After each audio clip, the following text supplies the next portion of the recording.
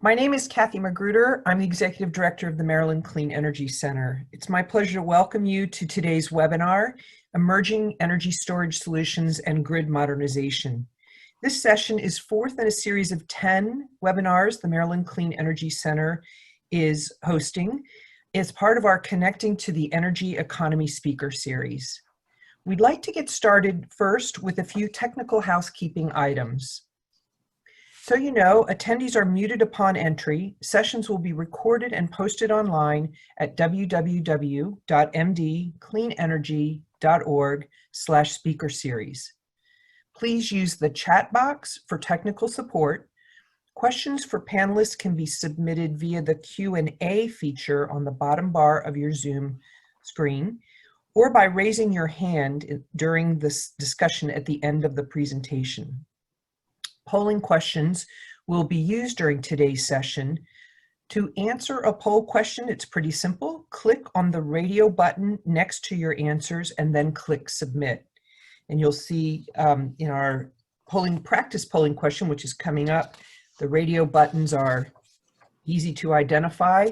Right now, we'd just like to know how many people are with you while you're viewing our webinar today.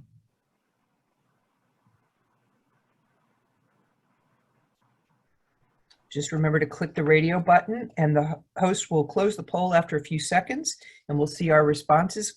Okay, lots of people are quarantining.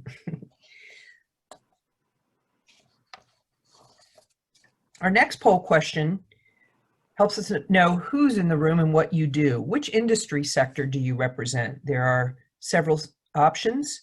Please just remember to click the radio button next to your answer and hit submit. A few seconds later and the results will magically appear on the screen.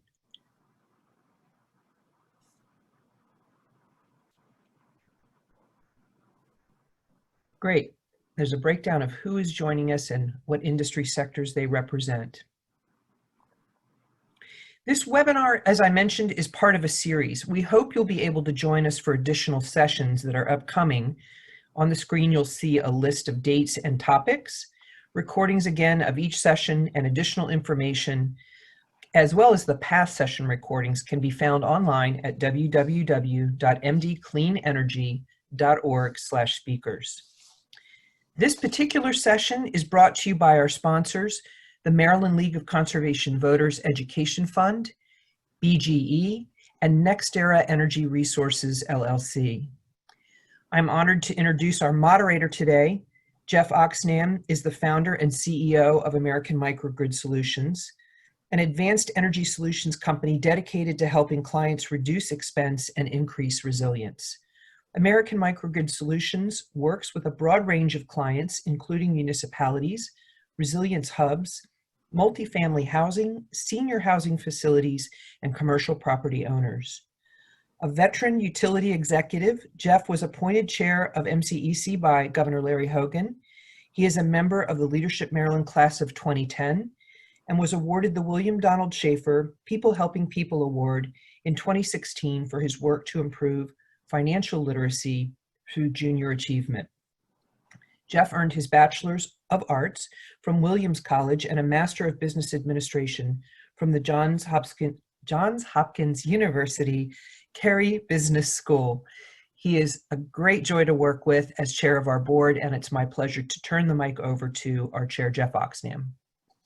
Hey, thanks, Kathy. I really appreciate the kind introduction. Thrilled to be here this morning and really excited not just about our topic today, so front of mind and essential to the advanced energy infrastructure of our country and our state.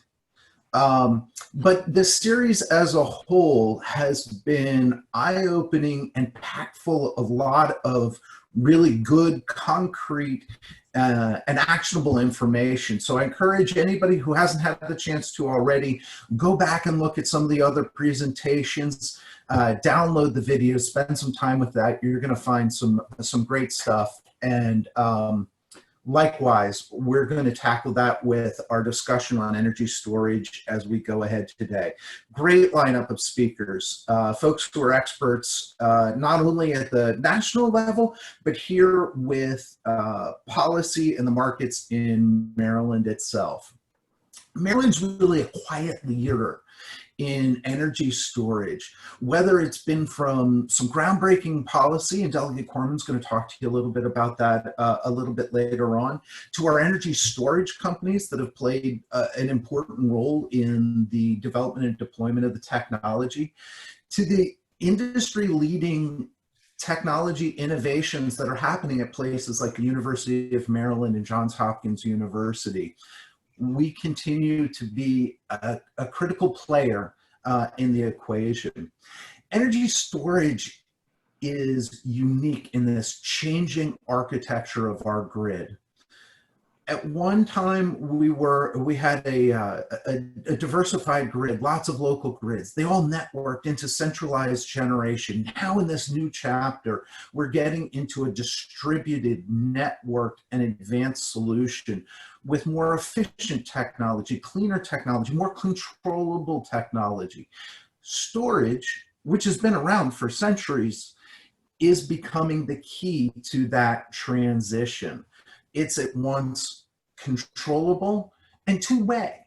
It allows us to provide a whole stack of benefits to the grid while also benefiting localized host sites and customers. This is going to be essential to the goals and mission that Maryland has as we continue to advance our own internal infrastructure and the role that Maryland plays in the larger economy. So I'm looking forward today to have this chance to have a conversation with a great set of experts here who are going to touch on the broad national context and bring it to the state to talk about the large market context and talk about how those applications then could be utilized here in Maryland. I want this to be a dialogue, a conversation. So please use the chat function to ask your questions, send them along, challenge us, bring out what you really want and need out of the conversation. Again, that chat function is pretty essential to being able to make it happen. I'd like to thank our sponsors for making this series happen, and again, for making today's event happen. And I want to hats off to Kathy and Sabrina and the staff of the Maryland Clean Energy Center for all they're doing to bring this webinar together and all the work that MCEC does to promote advanced energy in the state. With that, I'd like to introduce our first speaker today. Jason Burwen is Vice President of Policy at the U.S. Energy Storage Association. Jason has led the storage industry's federal, RTO, and state policy engagement since 2015. Previously, he was Associate Director for Energy Innovation at the Bipartisan Policy Center, where he directed research and advocacy on U.S. energy R&D and tax policy. He served as staff director for the American Energy Innovation Council, a group of CEOs led by Bill Gates to advocate for greater U.S. federal investments in clean energy technology and development. Jason has also consulted utilities on demand response program design and contracting for the California Public Utilities Commission. Jason holds a master's degree from the University of California, Berkeley's Energy Resource Group, and Goldman School of Public Policy, as well as a bachelor's degree from Columbia. Jason, thanks for making time today, and really eager to hear about the broad context of storage in our country. Absolutely. Thanks for having me, Geoff, and thanks everyone for joining this panel today. First of all, I have no slides. You're going to look at my face because I feel like we get a lot of slides. And in the next, I think, 8 or 9 minutes or so, I'm just going to try to place some context for where Maryland is in this larger storage conversation nationally. So I'll give maybe a little bit of snapshot of what's happening, talk a bit about some of the policy issues at a higher level, and also what's happening in the regional market that Maryland sits in. At a high level here in the United States, we are nearing or perhaps have even crossed a threshold of 2 gigawatts of new battery storage installations in the United States. The reason why I can't give you an exact number is because we continue to bring these assets online now at a fairly rapid clip. Just last month, for example, California had a new 230 megawatt system get commissioned a year ahead of schedule. So it's a little tricky to stay on top of, but that's I think what should be in the back of your mind. Certainly by the end of this year, I think we may cross that 2 gigawatt threshold. That's on top of 23 gigawatts of existing pumped hydro capacity in the United States. That capacity is not changing very much, in part because of some of the longer lead times and the size of some of these pumped storage projects. The reason why lithium-ion, particularly battery storage, is being deployed at such a rapid clip now is in large part due to the cost declines from the global build-out of lithium-ion battery production, primarily driven by EVs, but of course for the grid, that is a benefit to ride those coattails. And so we've seen the installed costs of battery storage systems for the electric grid dive by more than, certainly more than 85% over the last 10 years. Really, we're seeing the installed costs halving, so 50% drop every 4 or 5 years at this point. So that's a very rapid decline in cost, which is why these assets have become from something that was whispered about 5 years ago to now something that we are seeing utilities across the country procuring and deploying in the hundreds of megawatts and the thousands of megawatt hours. The nature of battery energy storage, for those who are not very familiar with it, is it's a very highly flexible and versatile resource. It's bidirectional. You can charge it and discharge it for grid benefit. You can ramp it to exactly where you want it to be nearly instantaneously, and that controllability is a really key part of the flexibility that you get out of energy storage. Having that flexibility then allows you to reduce the amount of excess capacity on your system in the form of power plants or wires, because you can use your system more efficiently with energy storage. It allows you to have a more resilient electric system, particularly because storage is very good at stabilizing the grid or providing backup to customers or critical facilities and critical circuits. And it will help you adapt to and integrate a very diverse supply mix. That could be, for example, changing renewables penetration, but that can also be things like distributed energy resources, including electrification of vehicles. Storage is going to play a very important role in integrating all of those assets together. In the Maryland context, right now Maryland has, I think, 2 significant battery storage facilities totaling 16 megawatts of capacity. So not a whole lot in Maryland at this point. I think there's also a significant behind-the-meter installation at Chesapeake Community College, if I'm not mistaken. But that's not the only things. There are obviously some projects being planned, which I assume Delegate Korman and Justin from Exelon will be able to talk to a little bit more. That's going to probably double those numbers. In terms of recognizing what's happening on the policy side, in the energy storage space, we're seeing policymakers and regulators removing barriers to energy storage in really 3 different ways. The first are access issues. Is storage able to interconnect to the electric grid effectively? Is it able to provide its multiple values in a versatile manner to all levels of the electric system? And on this count, I think Maryland has actually done quite well. Recently, the Public Service Commission promulgated updates to distribution interconnection rules that include a very specific distinctions for energy storage that I think are going to be very helpful for getting distributed storage interconnected in Maryland. So good job, Maryland Public Service Commission.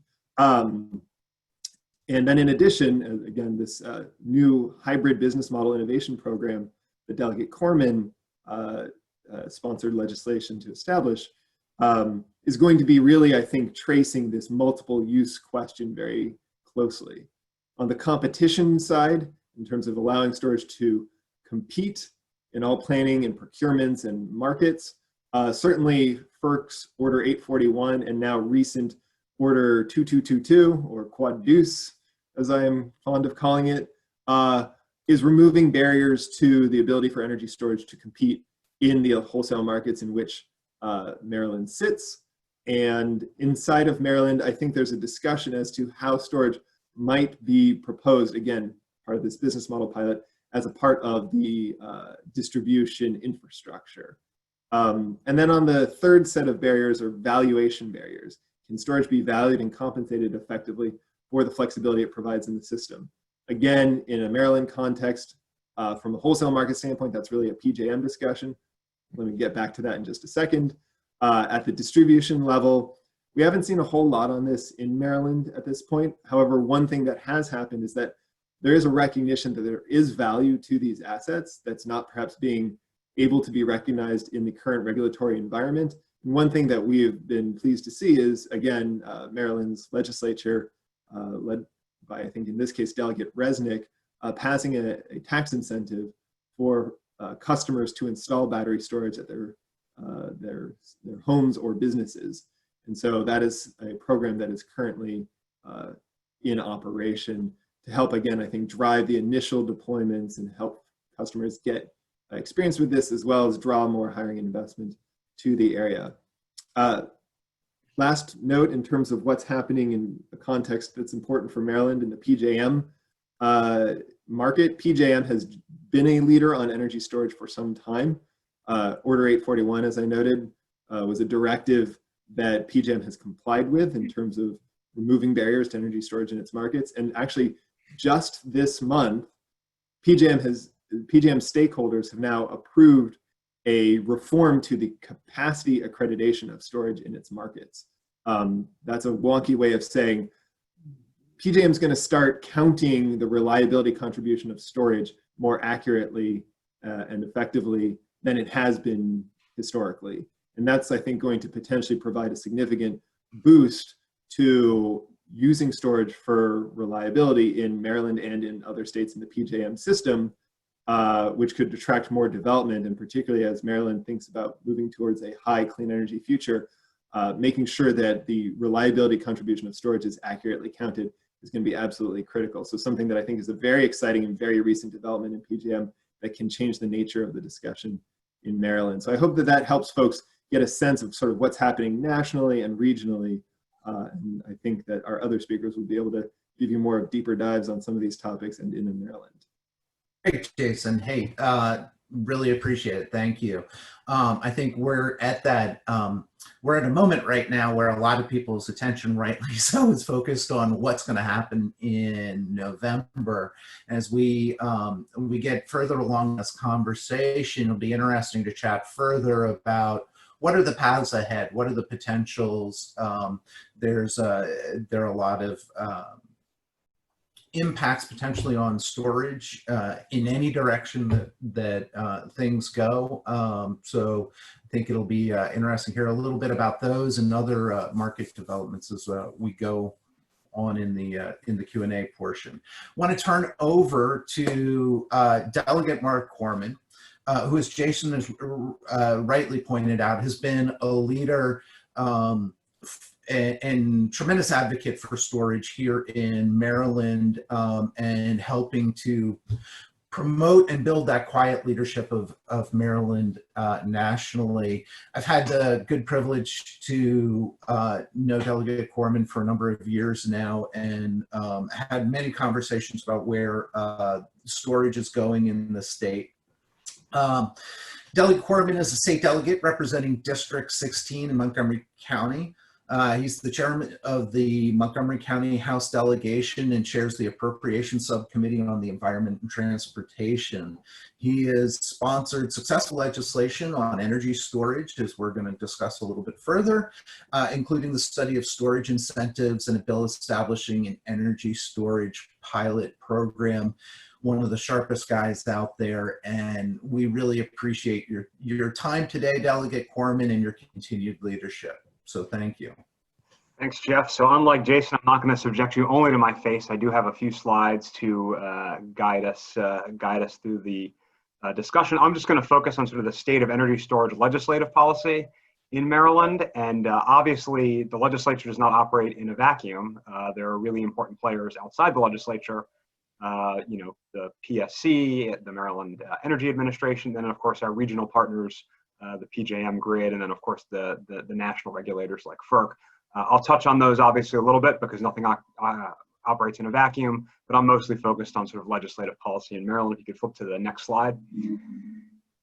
So I think, Jason is right that Maryland is sort of a quiet leader, or maybe it was Geoff who said Maryland's a quiet leader on energy storage. I'd also say we're a little bit of a slow leader on energy storage. We've done some good things, but they've taken some time. So the tumbleweed, the pre-2017 period, there was a lot of discussion of storage. The Maryland Energy Administration assisted with grants, and there were some private businesses operating storage, taking advantage of PJM's frequency market opportunities, but there wasn't really much on the policy front. In 2017, though, things really broke through in Indianapolis in the General Assembly. First, we passed the Energy Storage Technology Study Act, which I sponsored along with Senator Rosapep. This was the third attempt at this, so third time's the charm. Originally what we were trying to do was sort of follow a California-style procurement mandate for storage. It was pretty clear Maryland wasn't quite ready for that, so we ended up doing this study with a PowerPoint research program, put together a pretty good study of the economic, regulatory, and engineering aspects of storage in Maryland with a focus on incentives. And actually, if you Google PPRP and storage, you can see that report. It's pretty thorough and interesting. It has a lot of good, useful information that we were able to pull from in subsequent legislative activities. We also passed that year, and Jason mentioned this as well, the first in the nation energy storage tax credit, sponsored by my colleagues Senator Gazzoni and Delegate Resnick. I think since then, New York has come up with a property tax incentive for storage. This is an income tax incentive. I'll talk a little bit more about it in a few minutes, but it really showed that we're serious. I mean, even if it in and of itself, it's got a pretty low cap. It's not going to, move the needle in terms of total storage capacity, but it showed, I think, the market that we're pretty serious about storage in the state of Maryland. Of course, at the same time this was happening in 2017, PC 44 was moving forward, which is the regulatory PSC proceeding, basically trying to look at various aspects of Grid 2.0, including energy storage that arose out of the Pepco Exelon merger. And as part of PC 44, actually the Energy Storage Association, Jason, along with his colleague Nixon, helped put together a sort of pilot program option for the PSC to consider. And so in 2019, we codified that. My colleague Senator Feldman and myself passed the Energy Storage Pilot Project Act to make sure there was the force of law behind this, good idea that came out of PC 44. Part of the reason we thought that was necessary is some other aspects of PC 44. There have been some questions by the Public Service Commission over whether they had the legal authority to enact some of those. We wanted to make it very clear that yes, we wanted to move forward with these pilots, which I'll talk more about in a minute. And then most recently in 2020, just to show the legislature still has some ongoing interest in the issue, we did some refinements, again, under Senator Gazzoni and Delegate Resnick, to the energy storage tax credit. One thing that was being found was it was being undersubscribed, particularly the commercial side. The tax credit has both residential and commercial opportunities, and the commercial was being undersubscribed. And so there were some refinements made to clarify ownership and a few other issues to make it clear that the eligibility was broader. We didn't increase the overall size of the tax credit, the overall amount of money being spent. We just clarified within that allocation who was eligible to try to get some more players in. So I'll talk more about that. Flip to the next slide. So the current state of play. So the pilots, again, this was working off the PC 44 work group, but this required each investor-owned utility, Pepco, BG&E, to put in a minimum of 2 pilots on energy storage for the PSC to review and approve. And there were 4 models they could use, and required that they do a mix of models so that we could ensure that each of these was studied. One was a utility-only model. The utility would own the storage asset and be able to use it. Another was a partnership between the utility and the third party. Another was only the third party would own the asset. And then the virtual power plant model, which is the idea, I think, of, if 100 homes have small storage devices on them, you could use those as sort of a large scale storage asset. There's a long timeline spelled out in the legislation, and I think mostly followed by the PSC. I think they might have had some moved up some of the time deadlines a little bit from the legislation, but essentially all the pilots have now been submitted. I'm pleased that all 4 models are covered by the submissions by the different investor-owned utilities, and the PSC now has until April 2021 to sort of approve the pilots. If there's one they don't approve, they can sort of have it reformulated by the utilities to make sure each utility has all the required pilots, and then these will be deployed. And there's about a 3-year period of study and reporting that's required based on those pilots. I think cumulatively there'll be 5 to 10 megawatts of storage capacity through those pilots. So that should move the needle a little bit on our total overall capacity in Maryland. On the tax credit, and first of all, big thanks to MEA for providing some updated figures. As I mentioned, there are sort of different standards for residential and commercial systems. So the overall program, the state of Maryland set aside $750,000 per year, and up to 30% of the cost of installing a storage system can be sort of reimbursed through this income tax credit, a cap of $5,000 for residential systems and $75,000 for commercial systems. Obviously, the difference being a Tesla Powerwall at your house is a lot less expensive and smaller than some of the things you'd see in the commercial space. There was a little bit of a slow ramp up on this, but in 2019, the last fiscal year for which we have numbers, there were 175 approved applications with an average tax credit of $4,200. By far the largest sort of beneficiary in terms of the type of storage asset were Tesla Powerwalls. So again, you're seeing a lot of residential use. And at this point, every county, residents in every county or businesses in every county have benefited from the tax credit except Somerset County in Maryland. So we'll have to go to Somerset if any of you are from there. Geoff, I know you're an Eastern Shore guy. Maybe you can encourage your friends in Somerset County to make use of this. I'll brag a little bit and say in Montgomery County, that's been where the most use has been. But other areas that have a high double-digit use are Anne Arundel County, Howard County, Baltimore County, Prince George's, Hartford County, Frederick County. So it's it's being spread around the state, and I think as word gets out, there'll be broader and broader. In the second year of its operation, basically all of the money, all of the $750,000 was accounted for. So pretty positive step. So next slide. So the question is sort of what's next legislatively. Obviously, the things that I touch on here have big regulatory implications as well. But I want to talk about the legislative piece. I don't want to talk about PJM too much because I think there's a whole nother event on it. I think on October 1st with other great speakers, and I think they'll do a great job of discussing some of these issues. But the MOPR ruling, I think it's the minimum offer price ruling, has a huge effect on clean energy in these regional grids, and it's basically FERC saying that you can't really subsidize clean energy. You have to basically treat it in the regional grid as though it's a market-placed asset, which is often going to be an unsubsidized fossil fuel asset. So that's a little concerning, and of course, energy storage will be a part of that as well. If we're doing things that sort of subsidize the energy storage market, we're not going to be able to sort of benefit from that on PJM. And so that raises a lot of questions. There was a legislative work group that met last year to talk about, does this mean we need to make some changes in our approach to PJM? Again, I don't want to step on the other presentation too much, but I think there's still some more work to do there.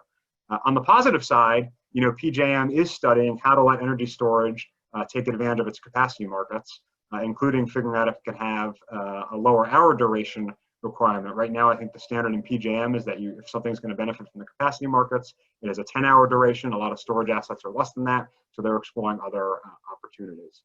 And then also on the legislative front, the question is, what do we want to do beyond pilots? As I mentioned earlier, for a lot of us, our original idea was to go right to a California-style procurement standard, basically, for energy storage. I would still like to see us get there someday with procurement targets for each utility to have to meet on energy storage, not just pilots. But if you look at the energy storage legislation we passed, the last deadline in there, the last sort of reporting date, is until December 31st, 2026. That's a long time from now. And I think one question is, do we really want to wait that long before we see more policy advancement on energy storage? Obviously, a lot of things are going to happen in the market. A lot of guys like Geoff are doing great things all over the state. But the question is, what else do we need to do on the policy front? And do we need to wait on those pilots before we're able to take some of that action? So with that, I'll turn it back to Geoff to take us through the next presenter. Great. Thanks again, Delegate Korman. Really appreciate it. Interesting and very exciting advancements in Maryland, but you're right. The next step is that critical question. And I look forward in the discussion to see what areas you might focus us on, to have guys like me focus on, and to have others in the industry to focus on to continue the acceleration that you've started.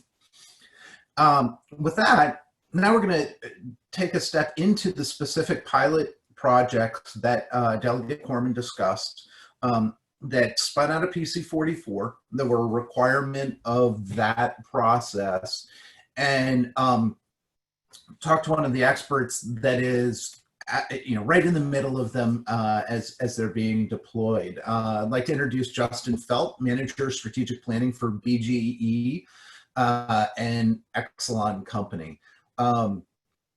In this role at BGE, Justin supports the strategy team in development and sustainment of storage, solar, and other programs that provide reliable, safe, and clean services to BGE customers.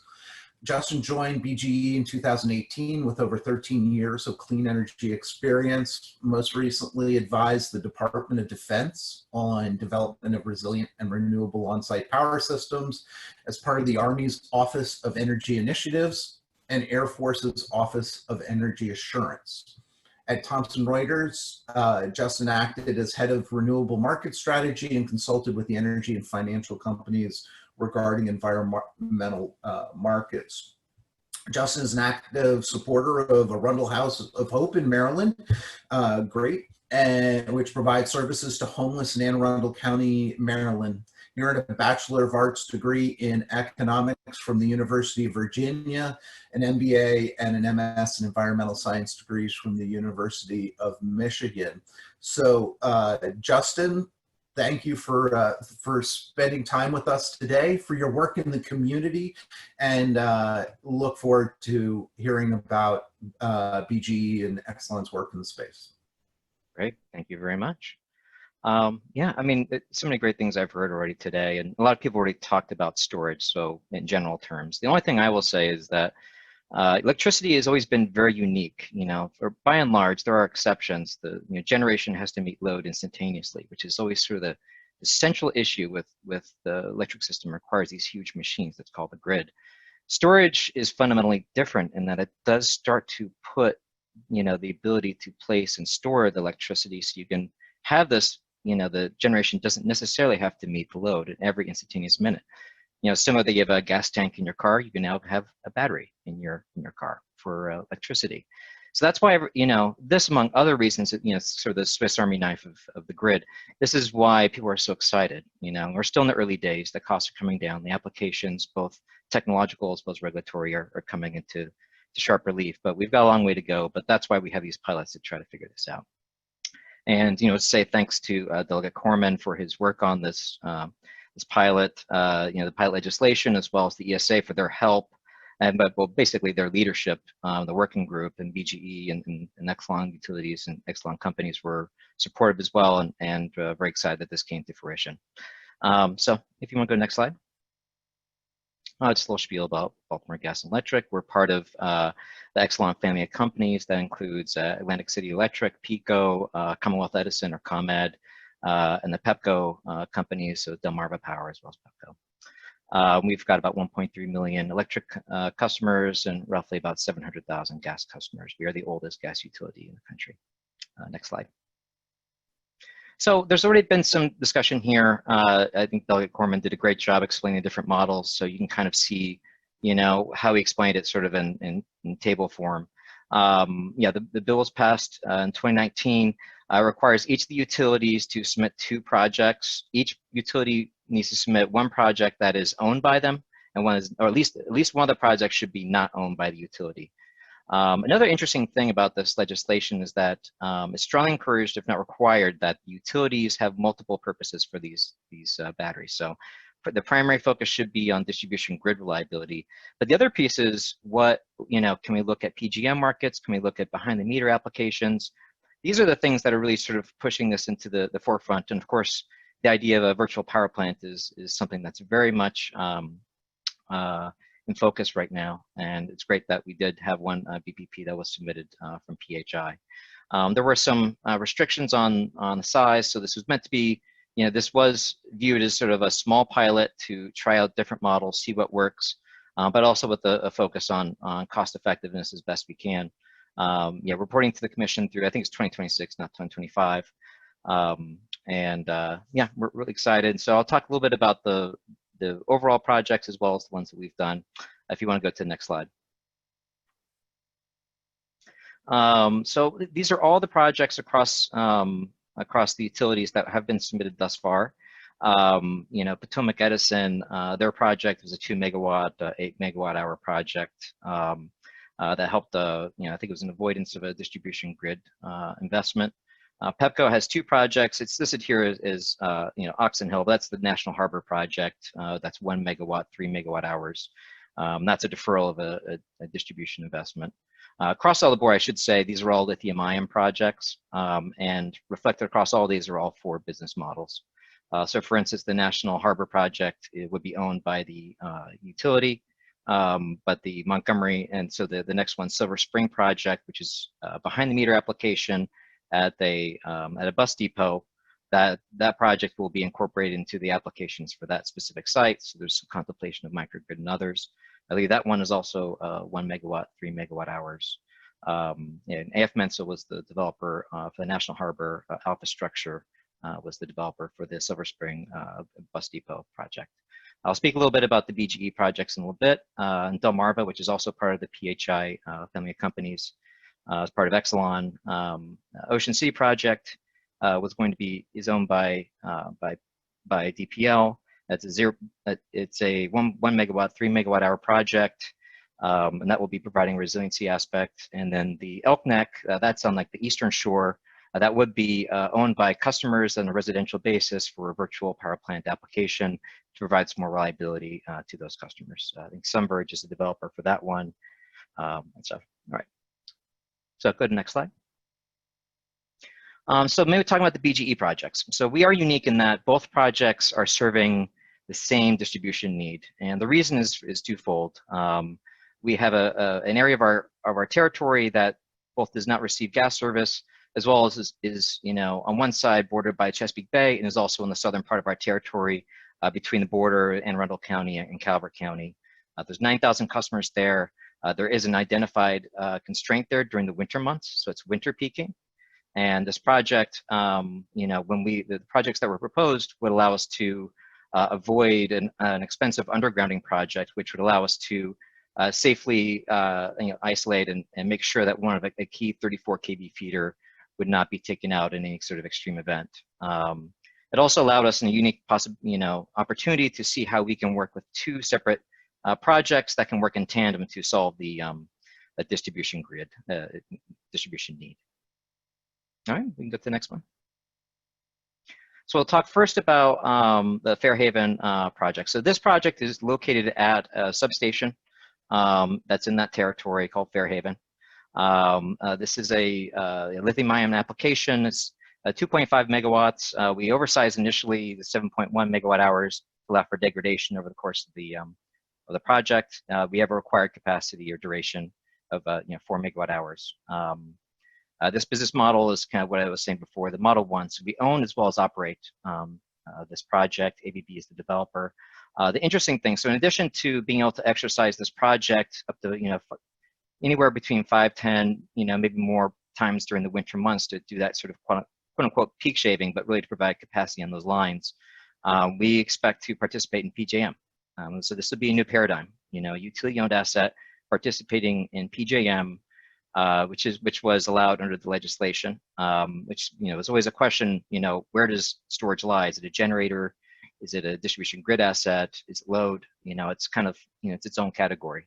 This allows us to participate in PJM, and also the revenues that come from it are directly pay down costs of the ratepayer. So we don't, it doesn't go to our bottom line. It just goes to reducing our revenue requirement.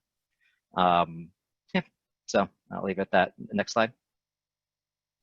This project is 1 megawatt, 1.5 megawatt hours. We oversized to 2 megawatt hours initially to again account for degradation. This one is not owned by us. It's going to be developed and owned by Ameresco. Again, it's lithium ion. So the primary use from our perspective is, again, being able to send them a signal and have priority capability during the winter months for them to discharge at our call. However, during the other times of the year, they may tap into PJM services such as frequency regulation, energy arbitrage. So they're trying to find a location. I think they have multiple locations identified in Calvert County. So I think that's all I have at the moment. So I'll cede the floor. Great, Justin, thank you very much. These projects were sort of a really interesting and exciting part of the PC44 process. Got the ball rolling on a variety of different use cases that may end up being more of the norm in Maryland. Be interesting to hear your thoughts on where you see that trend going. It's too early to tell, right? And the reporting out period isn't until 2025. But this kicks off a variety of options. And you raised the virtual power plant is one that I think we're hearing a lot more. So be interesting to explore a little bit further. Yeah. With that, I want to talk. We'll take a step back. Can I jump in one time? I should say sure, these yeah. projects have been proposed. They were proposed and filed with the commission. We hope to have a decision from the commission. We know they have a April 2021 deadline. We're hopeful it'll be sooner. Just so people know, these aren't already. We're not pushing dirt yet on these. We're still waiting for commission. Understood. Yep. Thank you for the clarification, Justin. That's important. Great. With that, we want to take a step now to look out into the technology context with Marc Ulstrom, Vice President of NextEra Energy Resources. Marc is VP of Renewable Energy Policy for NextEra Energy Resources and NextEra Analytics. He serves on NERC's Reliability Issues Steering Committee, and for more than 17 years has worked on the reliable integration of variable generation into power systems and markets. Earlier, he was founder of 2 software companies. He's also president of the board of directors of the Energy Systems Integration Group, the nonprofit Technical Collaboration Association for engineers, system operators, researchers, and policymakers working on evolving energy systems. Marc is a champion of hybrid systems, and the discussion on what hybrid means to the grid, something very near and dear to our hearts here at American Microgrid Solutions. So thank you, Marc, for making time today, and the floor is yours. Thank you very much. Yes, it's a pleasure to be with you here. Justin just mentioned this concept of a virtual power plant, and Geoff was just talking about microgrids also as being a virtual power plant, especially when it starts interfacing with the larger market, with the PJM market, which can be another important source of revenue and support for a lot of the things we do on the distribution system as well. So I wanted to pick up on that because that's really been a rapidly emerging trend. And so I'll talk a little bit about what we're doing here with storage in a hybrid configuration. Next slide, please. First of all, how do we define that? A hybrid resource, it's been interesting because even for the projects we're building that connect up with the high voltage transmission system, we started out building a lot of standalone storage projects. And of course, we've been building like standalone, PV solar projects for quite a while now. But we are rapidly seeing that most of the PV projects are starting to want to combine with storage in some way. And most of the storage projects also are combined often with PV or other sources of generation. And these create what we call a hybrid resource. What I mean by that is that we're combining usually storage and PV solar at this point, but it can be other technologies.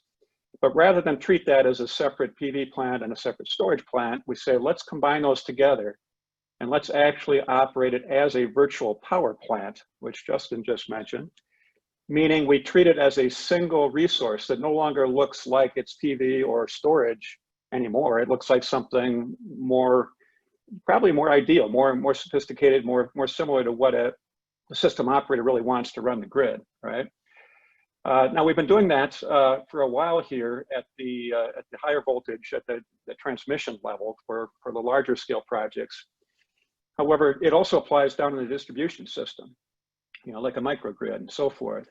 And in fact, FERC, the Federal Energy Regulatory Commission, just last week came out with an order which actually requires PJM and the other system operators at the transmission side to take a year and come back with rules around how they would actually allow aggregations of resources that are down on the distribution system to participate in the wholesale markets. And that can be another very important source of revenue to support those projects.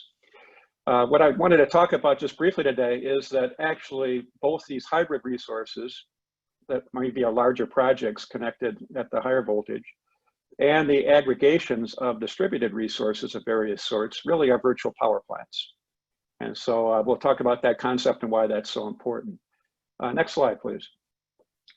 Really what's happening here is that you have some way of getting energy, you have storage, you combine that with electronics and software, and we're realizing that you can turn that into what looks like any kind of electrical machine you want.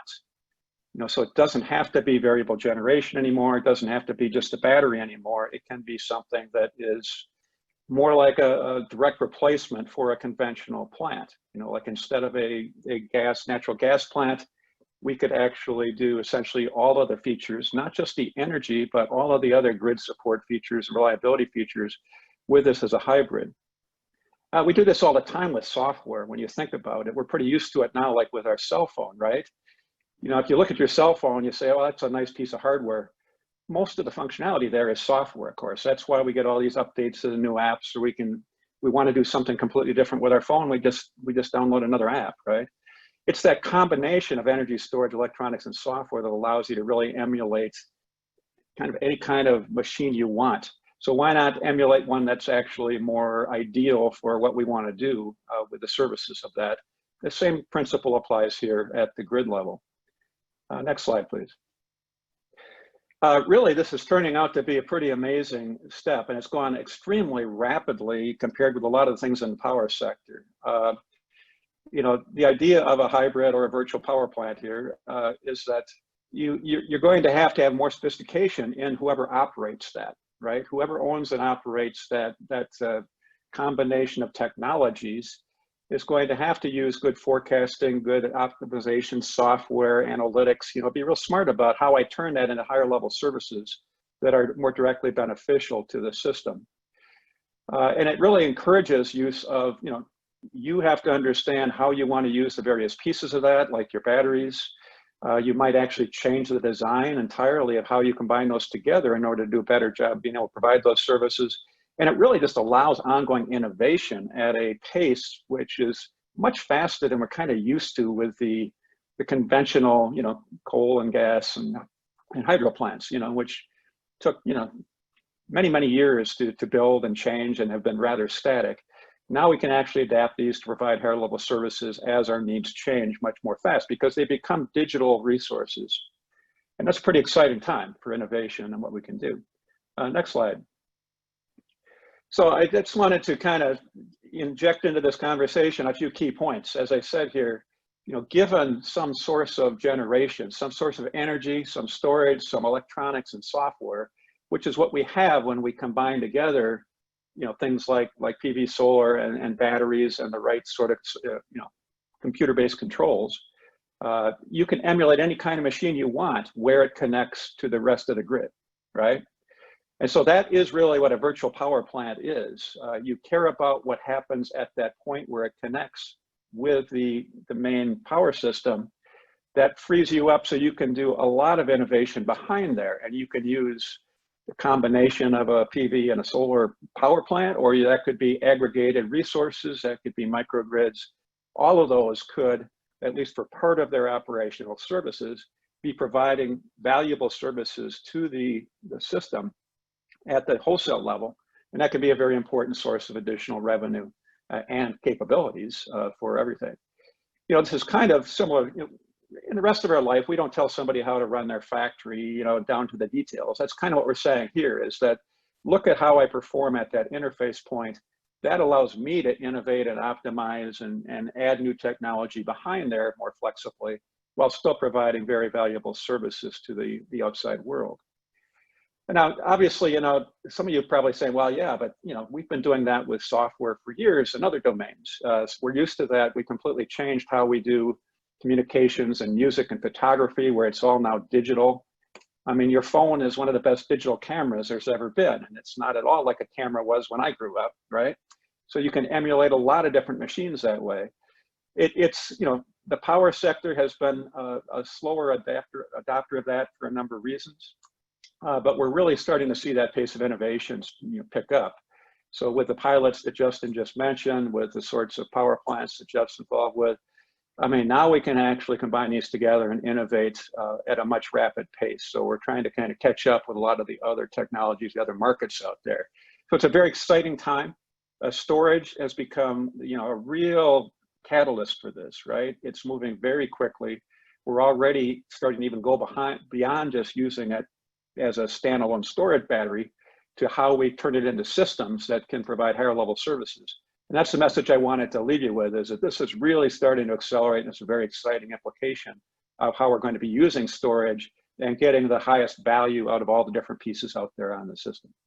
So I think that's, next slide is just my contact info that you'll be able to get. Happy to participate in the discussion, and reach out to me if you have any questions.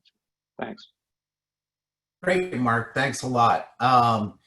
The pace of technology innovation is sort of is obviously a key theme here, and is Delegate Korman talked about, and others have talked about. We have this sort of window of the next few years of continuing to accelerate the market. We'll be interested to hear more about what you see are the biggest opportunities for that acceleration.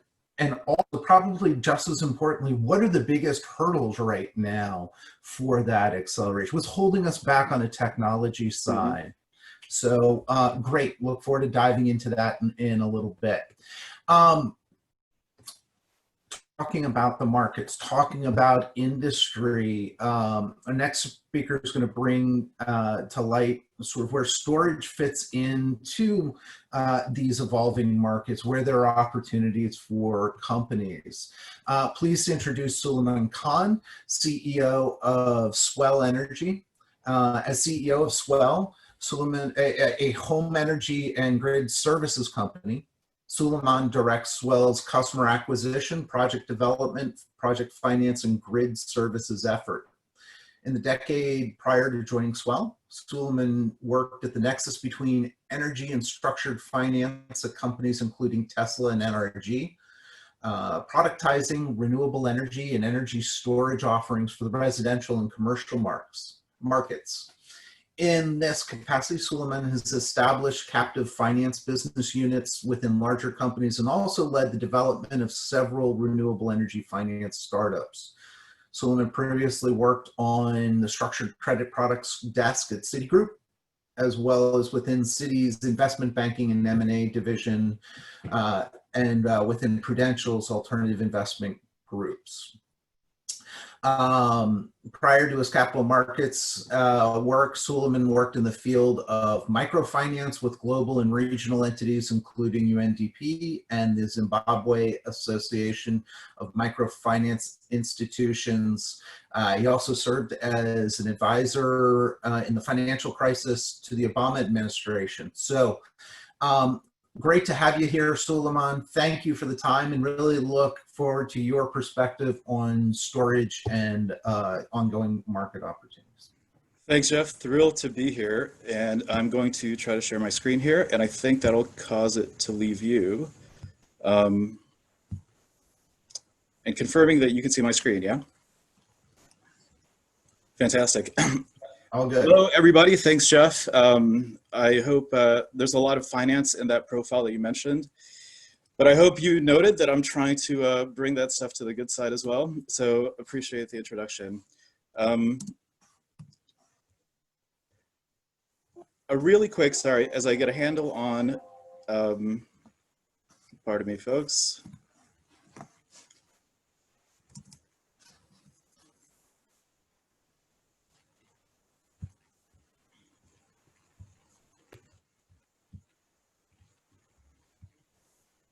Okay, thank you.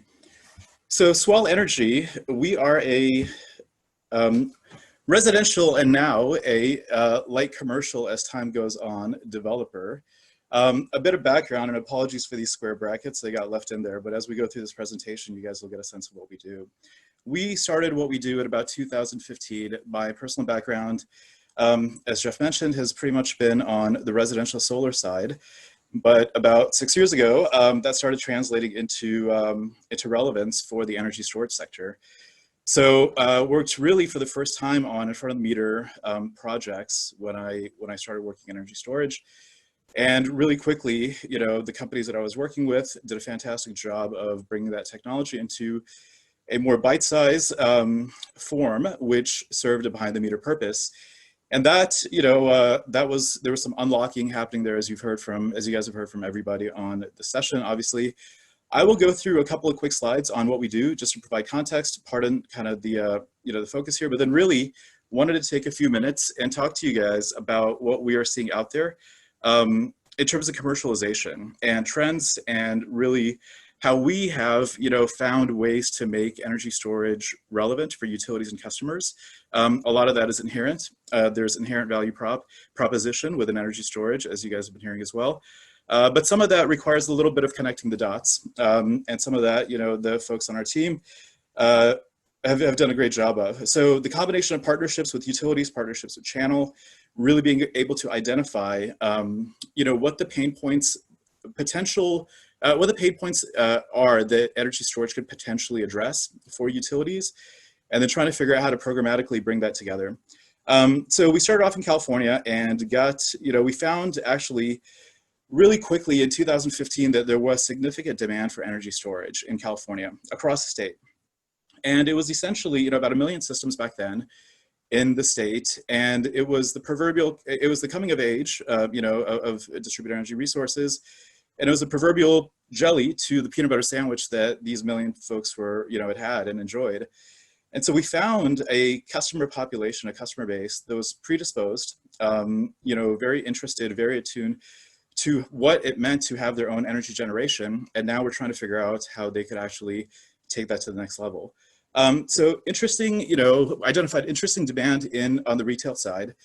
And then immediately, given the two-sided, you know, nature of this asset class, tried to figure out whether we could see reciprocal demand from California utilities. And within, you know, a couple of years, 2015 and 2017 was a period where California saw a good bit of RFO activity from the utilities. So we saw utilities proactively trying to procure energy storage, both in front of the meter and behind the meter, in a very kind of market-friendly approach, a market-centric approach at least, a market-enabling approach, in fact. And so we saw good trends on both sides. Fast forward, and we've built on that. We've learned a lot from, you know, the past couple of years. And we've built on that. Now where we are is we have 6 VPPs launching over the next couple of months. The first one will be in launch mode. And over a 3-year period, we will be dispatching about 14,000 residential home systems that equates about 400 megawatt hours of energy storage. And in most cases, if not all cases, this energy storage is a 4-hour resource. So, you know, it's either in the form of a demand response obligation or resource, or in the form of a pure energy asset in the case of some of our VPPs. But in all cases, a super valuable resource, we think, to the utilities because of its duration. And then as we go through this deck, you guys will see how the utilities are trying to utilize these VPPs. And in many cases, what we found going along is that there is a bedrock, a rudimentary set of values that utilities are looking for in behind the meter energy storage. But then it's kind of different strokes for different folks. What California needs versus Hawaii versus New York, even within California, even within Southern California, what one program needs versus another, almost in a petri dish manner, can vary, and there may be potential value to unlock there. So this is our team here on the grid services side and a few others. Really quickly, 2 more slides on what we do. As a company and as a platform, we are essentially trying to connect utilities and customers and straddle the meter, if you will, with solar energy storage. EV charging will come, smart home will come, but right now our core focus is on taking a lot of existing PV capacity that's already in place, it's latent capacity, in California primarily, and in Hawaii starting early next year. And essentially, these are disparate, let's just take the residential sector, 1 million plus disparate PV systems that are immensely valuable in their current form, in their current operating state, but can be perhaps significantly more valuable as an aggregated resource. And so taking these disparate PV systems and pulling them together to create something that has kind of a central intelligence and the attributes that allow that resource to matter to a utility. And then, the derivative outcome there, as you guys will hear us talking about, is once they really start mattering to a utility, well, that's when you can establish utility contracts, get utility revenues potentially, and the kind that, are bankable and financeable. And then the positive implications of that flow down to the customer in the form of a better offer, et cetera. So last slide on us and what we do with respect to our kind of utility-centric approach. The idea so far, quite frankly, has been to respond to public RFOs, right? So there's been a good flow of them. And we've been quite successful in learning from one and applying to the next. And so our RFO responses, for example, I tease the team, they feel like PhD dissertations, but come to find out that's actually really valuable to the utilities. And so we kind of step in and help the utility really identify tangible value for potential behind the meter energy resources. So simple things from just taking their load base and really stratifying their load base to identify which customers on the retail and the light commercial side would qualify as good candidates for solar. And that qualification could mean different things. It could mean obviously economic qualification, which is our primary focus, but it can also mean resilience, of course. It can mean stability with respect to both of those. From there, we kind of say, okay, now of these customers to whom energy storage is most valuable, what does that mean for your bottom line? Which are the customers that if we transferred over to energy storage would essentially be good for your bottom line in a manner that doesn't necessarily compromise your top line either. And from that, we start thinking about program design, then obviously thinking about a retail financial product. The world is getting pretty creative. I'll tell you on this side, the dream of, instead of having 2,000 or 5,000 PPAs with individual customers, the dream of having a single PPA with a utility or a CCA or an MO or a POU, where that utility is on bill financing or further, providing those distributed resources to the customer. It's not too far from achievement, and some folks have achieved it, and we strive to do the same. So that's kind of the holistic approach, and that's kind of it for Swell Energy. What we thought would be helpful, to go through were just field notes, what we've seen out there, and in particular, what we've seen out there as a company since 2015 on the energy storage side, but also kind of as you rewind back to when I stepped into the industry, 2008, what are we seeing just kind of evolution-wise? And with a focus on kind of commercialization trends, a quick snapshot of what we're seeing. And much of this is rhetorical, obviously, but it helps us think through this. So centralized versus distributed, that was, utility grid 1.0. We all know the pros and cons of that. One way, high water mark infrastructure, you have to basically build for your top capacity, transmission losses, and when it comes to resilience, pretty clustered failure points. There were different flavors, of course. There remain different flavors across regulatory regimes, across ISOs, different combinations of value chain from generation, transmission, distribution, and different business model variants, obviously within the deregulated sector. Then comes distributed grid 2.0, and this was the emergence of solar. Behind the meter PV, it's in situ, regional value proposition can be higher than average value prop. This was really important because at the end of the day, you know, if you can identify pockets of people, and this is why hearing about Maryland pilots is extremely encouraging. And, you know, folks mentioned, how do you go from pilot to the next stage? I think it's a fantastic thing that that's what's being asked, you know, of Maryland. But really what we saw when PV emerged was that being able to address pockets of customers, and in many cases large pockets, into an entire territory of an IOU, meant that, you know, you could actually deploy within those territories and you had early adopters. So that was fantastic. Integration pains, I put quotes around these, you know, strain on the grid, it potentially challenged utility revenue streams, perhaps were there any adverse cost shifts? But then over the course of essentially the past 10 years, what we've seen is the propagation has been a function of retail electricity costs, i.e. the avoided cost of energy from a distributed energy resource is material, it's meaningful, and people save. The PV price curve obviously helped tremendously. The ITC, retail financial products, really we saw when PPAs were introduced on the residential side, at least back in 2006, 2008, we saw that really fueling the market. Regional incentives, SRECs, but then really one thing that's often overlooked and underemphasized is the EPC ecosystem. And if you kind of rewind back to 2006, to even 2010 or 2009, it was amazing how quickly the service provider base, both on the sales side, the fulfillment side, and everything in between, how quickly it grew. It was a combination of incumbents, you know, who built PV businesses as an adjacency to their current business. And it was de novo companies that were getting into the space. And I think now what's interesting about that is looking back and looking at energy storage, we see a lot of things that are similar, obviously, and that's one of them. And then finally, with respect to existing 2.0, you know, it does what it's supposed to do, and perhaps too well, i.e. the duck curve, right? And i.e. overgeneration in certain times in Hawaii. But I think this is a very important point. You know, recently, obviously in California, I'm speaking to you guys from San Francisco. A lot of our team is out here. A lot of obviously our projects are out here. But we've obviously been in the news for, you know, grid outages. And it's interesting when you track what's being ascribed in terms of causes, and renewables have come up. Not that often, I'm glad, but they have come up. But I think it's really important to mention that what we have, you know, the fleet of renewables that are out there, they're doing their job. There's nothing to be blamed there. The question really remains, how do we kind of, you know, make them firm? And then the final thing about Utility Grid 2.0 was that it remains somewhat NEM-centric. Now to the dispatchable grid, and I'll fly through here in the next 3 minutes, the next few slides. The dispatchable grid, you know, DERs, folks, we've traditionally called distributed energy resources, DERs. At Swell, we kind of say, hey, it's a dispatchable energy resource. If you ain't dispatchable, go figure that out. But bottom line is, behind the meter resources forward functional value to hosts and the utilities.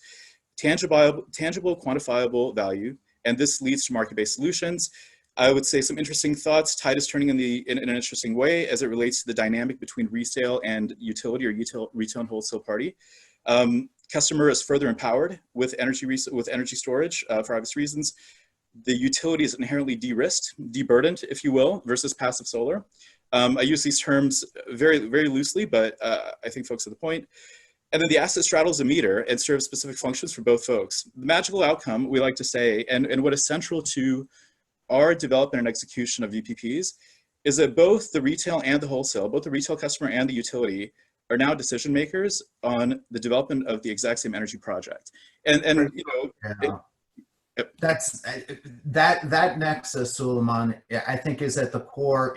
There's two key pieces here. The market's now starting to change. You have that nexus between retail and wholesale being more aligned, and you've also touched in on a critical consideration, particularly when you're looking at a state economy, the question of the EPC infrastructure and ecosystem, because when Delegate Korman looks at storage initiatives, of course, we're all, and Kathy at MCEC, we're looking not just at the technology, we're looking at the integration of jobs, the economy, and savings. So all critical pieces. I want to make sure that we have enough time for conversation here. I hate to do it, but I'm going to have to Sure. go on to the conversation here.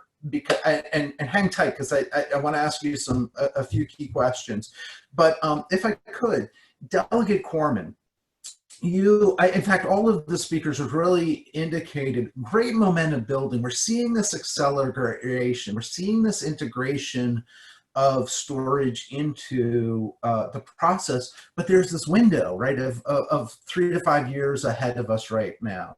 I'm going to do one of those, dreaded questions. If you could wave a magic wand, Delegate Korman, what would you look to see Maryland do in that gap as hopefully the pilot projects go ahead and we get through the reporting period as some of the new technologies are coming online? Obviously, there's huge demand. We've seen, you said, 175 applications for the grant. It's there. What are those? What's the magic wand do? You're muted, Delegate Korman, sorry. You can tell I'm not the tech guy on this presentation. So, legislatively, I think, I still go back to whether you call them a mandate, a target, a goal, that a bunch of other states are doing on, basically storage capacity. I think most recently Virginia adopted something, but California's led the way. Oregon, New York, New Jersey, Massachusetts. I'd love to see us adopt something like that legislatively in Maryland.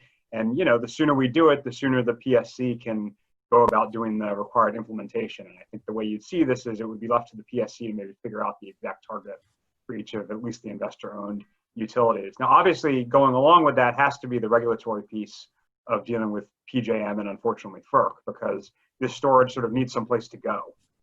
Obviously for me as a greenie environmentalist, it has sort of inherent value, but for businesses like yours, Geoff, to do this, the storage capacity needs somewhere to go. And, I remember a few years ago, we had a stakeholder meeting in Annapolis and PJM was very helpful and came and talked about how on the frequency regulation front, PJM was pretty built out on storage. The storage was being used pretty heavily for frequency regulation. So we need to be able to get into the capacity markets to really, increase the need for all this, to meet the use for all this storage that we want to sort of incentivize getting online. Great, thank you. Which takes us to a question for Jason. Delegate Korman referenced programs in other states, and those of us in the industry have followed everything from California to Massachusetts and all the various other programs. Do we have the right tools in the toolbox right now? If you could point to some of the programs that you think on a state level are working really well, what would be your top picks? Or if there was a way to tweak that approach on the state level right now, what would you like to see tweaked? Sure. The good thing about storage is that since it can kind of go everywhere, you have a variety of different options, right? Certainly, one of the most successful ways we've seen storage catalyzed in various states is through storage deployment targets. There are now 7 states that have deployment targets on the books.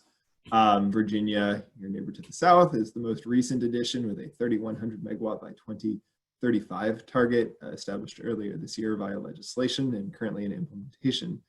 And there's a lot of value to targets insofar as they create an orchestrating approach, both for regulatory updates and for other agencies outside of the commission that are involved, such as permitting and the like, and really sort of put storage in the plan, as it were, insofar as there are things that we know, like, for example, distribution planning processes, where storage could potentially provide value, and certainly Justin's team has figured that out in certain instances. So understanding that could be something that is potentially more regularized. Similarly, to the extent that there are public policy goals around, for example, resilience or peak reduction, that could provide an impetus for then bringing storage into the customer side.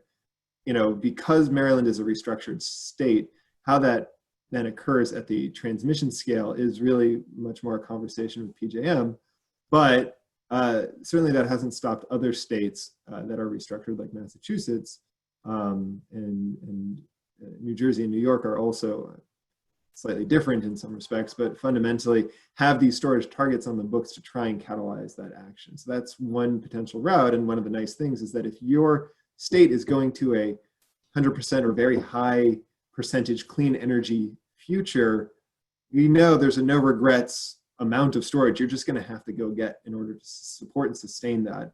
And so that's a really, again, a good catalytic approach. Outside of that, you know, as I mentioned, you know, and due to the work that's happening in these hybrid business model pilots, the multiple use question is going to now be, I think, absolutely critical for Maryland, especially now that FERC has passed Order 2222, or Quad Deuce, as I'm calling it, because that order is basically like Order 841, removing barriers to storage, but now removing barriers to distributed energy resource aggregations, of which storage is maybe just one part, but as you've heard from Suleiman and others, storage is probably going to be a very central part of making those aggregations work together very well, right? And so there is a lot of, I think you have a good partner in PJM who want to get the DER part right. You have folks who have been thinking about this from well before this order was put forward. And so I think there's a really good opportunity for Maryland's regulators to coordinate the regulations for how distributed storage participates in wholesale markets, as well as, for example, providing services to end users or to the distribution grid. That is going to be a place where, in fact, Maryland is well suited because of the work it's already doing on business model pilots to enable multiple use, to be a leader for a lot of the restructured states who are thinking about this. Great. So let's jump from the policy side, then the technology side, Marc Ahlstrom. We were talking, you know, you raised it earlier. Here we now have the integration, and some, you referenced some of the other industries that we've seen these advances, and you sort of think back to the processor wars in the 90s and the rapid, you know, advancement that we saw, and the evolution of Moore's law, which predated that, but we really saw it play out in the late 90s. Does storage have that moment, or rather, do hybrid systems have that moment right ahead of it? And if they do, where do you see the biggest technological hurdle to overcome? Is the technology there?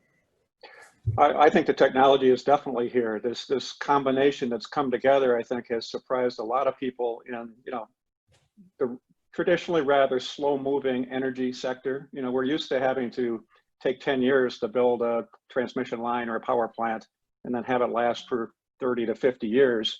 You know, now we're kind of starting to look at these more like what we see in all the other industries, with the digital technologies allowing a much faster pace of innovation.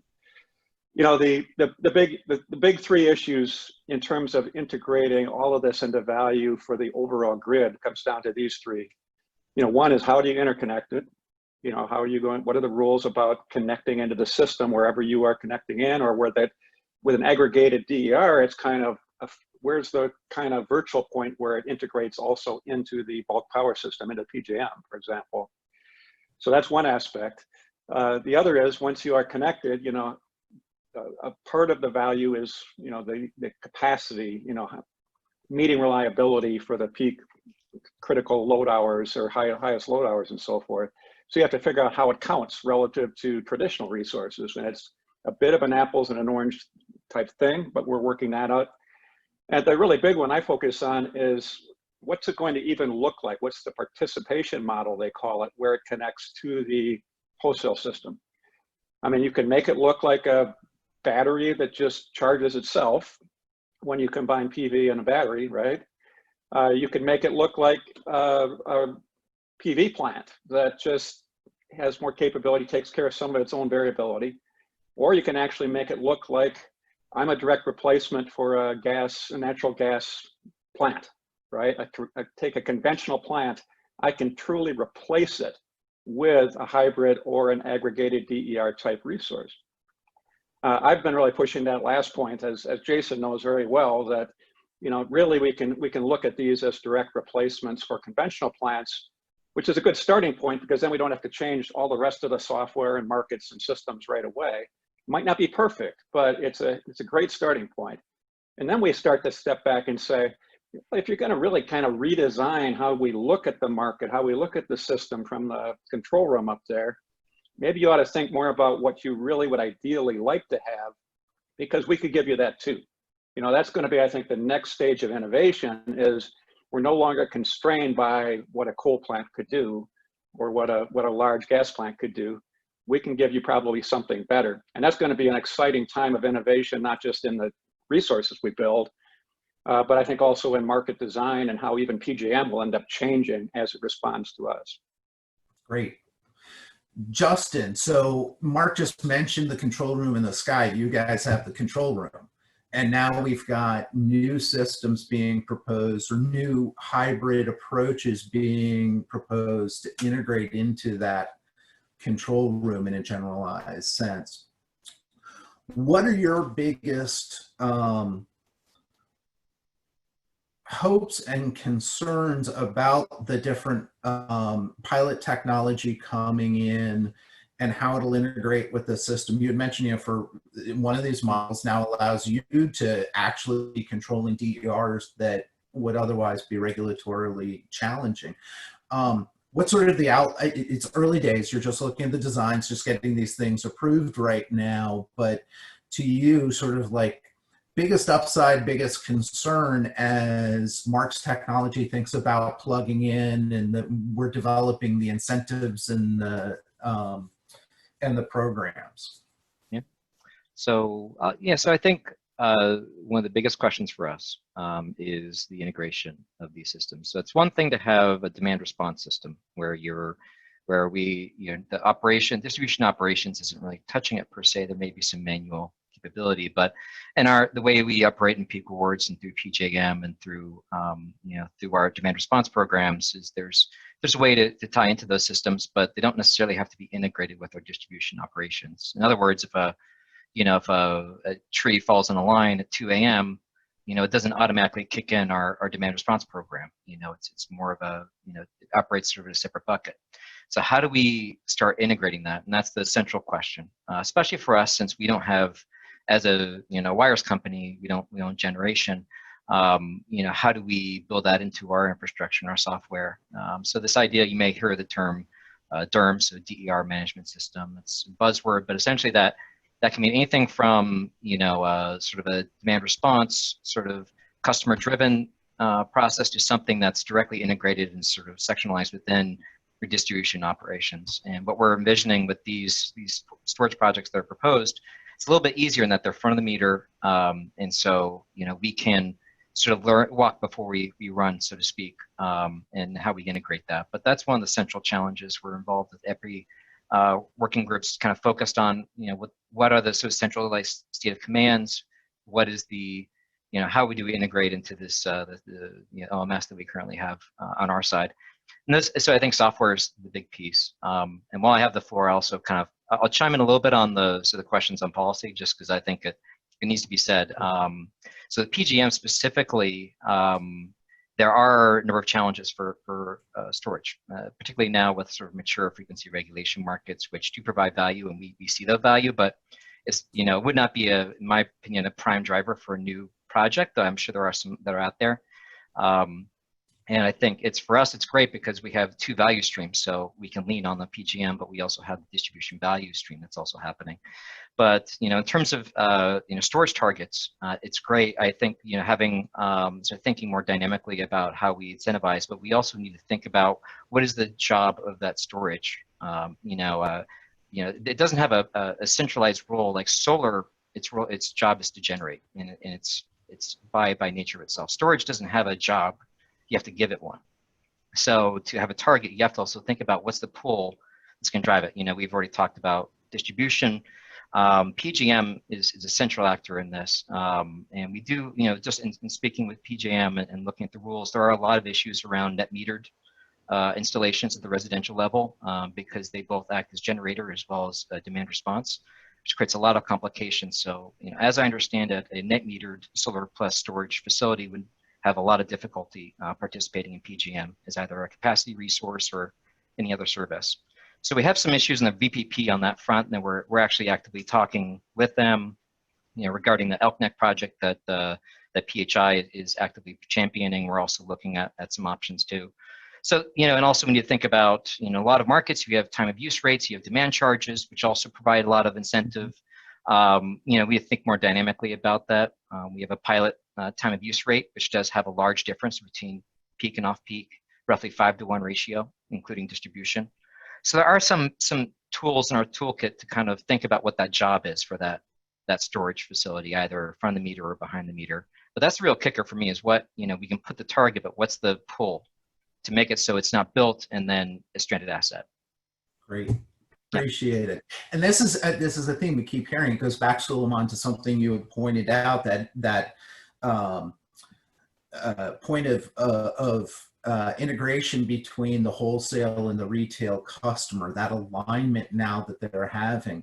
In the virtual power plant work that you all are starting to do and in the systems, talk a little bit about how the role of the control system in creating the integration with the utility is bringing that together and facilitating what some of the challenges you see from that are, and what impact that sort of has on the market. And you're muted right now, so got to unmute. You're muted. Yep, absolutely. Great. So yeah, on the controls and the optimization side and the aggregation side, absolutely. But even taking a step back, in terms of the coincidence of that retail use case, whether it be a residential time of use arbitrage, application, or whether it be demand charge mitigation on the commercial side on CNS, the overlap between that retail use case and how the utility wants to use these assets is obviously critical, right? And then the controls, as you mentioned, are central to governing that interaction, and if need be, modulating between those two use cases. So I would say the functional relevance, more so than the technical aspects, are maybe what needs to be reconciled. The technical aspects we find on the residential side, the applications, at least for now, tend to be time of use optimization. So it's more of a scheduled dispatch. And trying to get that to line up with how the utility wants to use the battery, there's quite a bit of parallel. On the commercial side, demand charge mitigation, your loads, there may not be coincident, needs. So at the end of the day, I guess that, reconciling that through, as was mentioned, tariffs, to great part through market-based programs, where utilities actually do incentivize the customer to use it when they don't need to use it because the utility wants it then, is key. And as far as the controls go, we're finding that, yes, it's evolving quite a bit. I think one day will come where every battery O&M might have their own embedded controls that can do all the things that we need them to do to run a VPP. But we're finding there is a good bit of development there that's having to be done in the early days, for sure.